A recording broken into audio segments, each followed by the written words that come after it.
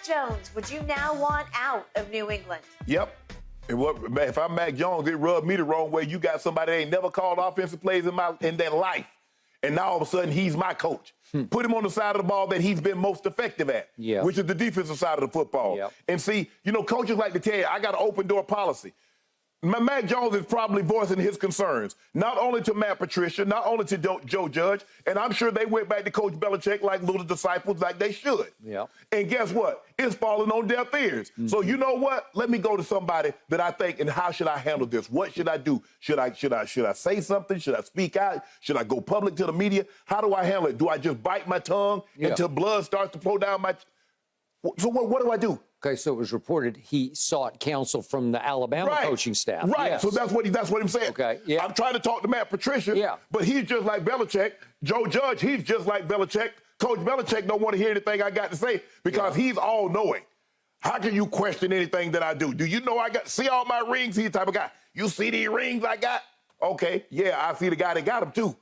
Okay, but the problem is Saban and Belichick are like that. I don't care. And you know what happened as soon as he's making calls to Alabama coaches, Saban is telling Belichick, you might have a little problem here. Coach Saban, and let me give you a little backdrop. Coach Saban was the defensive coordinator for Bill Belichick when Coach Belichick was the head coach in Cleveland. So that's where that goes back. So they have a relationship. There have been a lot of Alabama players on New England because Coach Saban is a chip off the old Coach Belichick block. No doubt. He's hard-nosed, the way he coaches, the way he practices, and it is his way or the highway.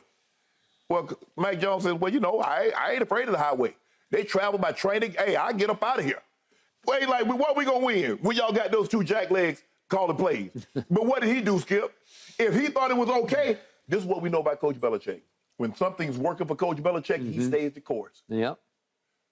You see who didn't he go get Bill O'Brien from Alabama to be his offensive coordinator again in New England? So clearly, it wasn't working. Look at Mac Jones. Mac Jones' rookie year, they was 10-7 and made the playoffs. He had 22 touchdowns, 13 interceptions. He had a 51 QBR. They were 6th in points scored, 2nd in red zone scoring. Last year with two jacklegs, guys that don't know how to call offensive plays, Mac Jones dropped 8 touchdowns. He went from 22 to 14. QBR was 36, down 15 points. They were 17th in points scored, 32nd in red zone scoring. And y'all think that's all on Mac Jones. See, Coach Belichick doesn't want to bear any culpability. It's you, because you wanted to say, I'm a genius. I can do it all. I want to oversee the offense. That's what happened. Now look, if I'm Mac Jones, stay there for what? To be belittled, I'm not winning, and you not put him in a situation where I can succeed. Get me up out of here. Okay. All right. I do feel sorry for Mac Jones. But I also first guessed this. Ahead of that draft, you liked him a little more than I liked him. I didn't dislike him, but I said that Mac Jones would prove to be in pro football not bad. That, especially in New England, when you're trying to replace that guy, even though Cam did the best he was the actual first in line. And I thought Cam stood up to it pretty well to replace that guy in New England in Foxborough. But here came Mac Jones, and he did pretty well in that first year, as you detailed.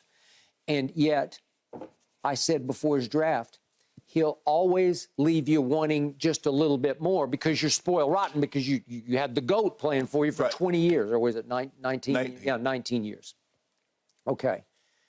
So my issue is Belichick got mad. I don't know if it's out of spite. 20 years. He's 19 years a starter. 2000 to 2019, yeah, he was there for 20 years, but he only played 19 years a starter. The problem is, if he's shopping him out of spite, help me out here. Seriously, who out there would want to trade for Mac Jones and make Mac Jones their starting quarterback? I'm going to say nobody would. Would he be a very credible, viable backup quarterback? Would he be a spot starter who could win you 4 or 5 games? A la Cooper Rush? He can do that. He could definitely do that. I'm just not sure he's that valuable on the open market right here, right now. And plus, we're late in the game where the musical chairs have stopped. The other fascinating thing is that Robert Kraft now, at every opportunity, he's seizing it to tweak Belichick because his quotes at the league meeting the other day, the owners' meeting, were he said, I'm a big fan of Mac. This is Kraft. He said, he came to us as a rookie. He quarterbacked in his rookie season and did a very fine job, I thought, to your point. More Kraft. We made the playoffs. I think we experimented with some things last year that frankly didn't work when it came to him, in my opinion. In my humble opinion. But I don't make football decisions, is what Kraft was saying between the lines. Well, he had also dropped a little bombshell, volunteered it to the media. My friend Meek Mill texted me the other day and said, guess what? Lamar Jackson would like to be a Patriot. Right. But Kraft is volunteering this to the media, but saying, don't look at me. I don't make football decisions, but I find that very interesting that Lamar would like to be a Patriot. And then here came Asante Samuel, ex-Patriot, saying, Lamar, no, you don't want to play for Bill Belichick. Okay, I co-sign on that. But the point is, it feels like Kraft is goading his head coach for the first time, tweaking him, just playing a little bit psychologically. Yeah, he's pushing. He's starting to push. Because, Skip, here's the thing. Is anyone surprised if you put a person in position in which they're not qualified to be in, should you be surprised when the results are not what you hope they would be? No. No. You put two guys that have never called. Skip, Joe Judge was a special teams coordinator. Matt Patricia was a defensive coordinator.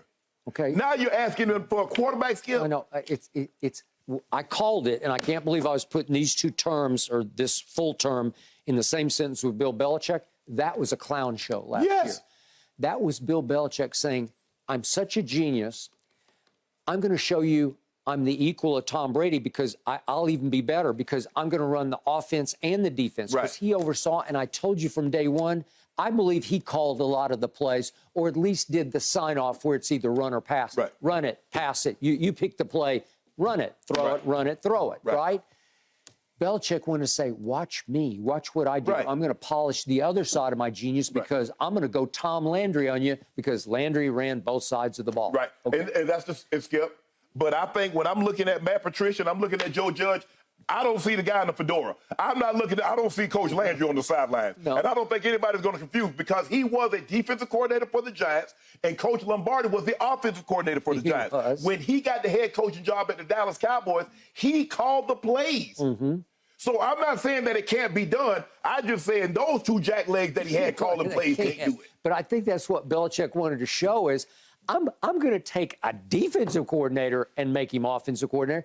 I'm going to take a special teams coach, even though he was the head coach of the Giants, and I'm going to make him something he's never been, the quarterback coach. I would have had more respect if Coach Belichick says, you know what, it's on me. I'm not going to delegate. I'm not going to put, because Skip, I think people will say at worst case, he's the equal to Coach Landry. I mean, he has 6 Super Bowls. Coach Landry has 2. But we think Coach Landry is an all-time great coach. And so if Coach Belichick wanted to call it, I was like, Coach, I think you're a little late in the game. Coach Landry did this very early in the game. He did it right out of the box in Dallas in 1960. And he invented the flex defense in which they offset the defensive line. And then he called every play, much to the chagrin of one Roger Staubach, who said he quit prematurely, in part because he had head issues, but in larger part because he just got sick and tired of Tom won't let me call any of the plays. And Coach Landry ran everything with an iron fist. The ironest fist I'd ever been around. I got it. But in this case, in the big picture, Belichick is getting exposed without Brady. He is now, again, without Tom Brady, if you look at Cleveland and you look at post-Brady, he is now 16 games under 500 in the regular season as a head football coach in the NFL. Well, that's not genius level. I give him, as a defensive coordinator, he's right up there at the top. You could make a case he's the best defensive mind in the history of the game. But as a head coach, I'm not so sure about it. And Brady made Belichick. And now there's no Brady, and Belichick is slowly but surely unmaking his GOAT case, his own GOAT case. You know what, Skip? I can't even fight you. As a matter of fact, I'm about to file a petition. I would like to strike everything that I've said on the record about Coach Belichick being most responsible for the success, because we see that's not the case. He's still there. He's still shopping. He's still cooking, and the meals have been terrible, and people are not coming to his restaurant nearly as much as they once did. I got it.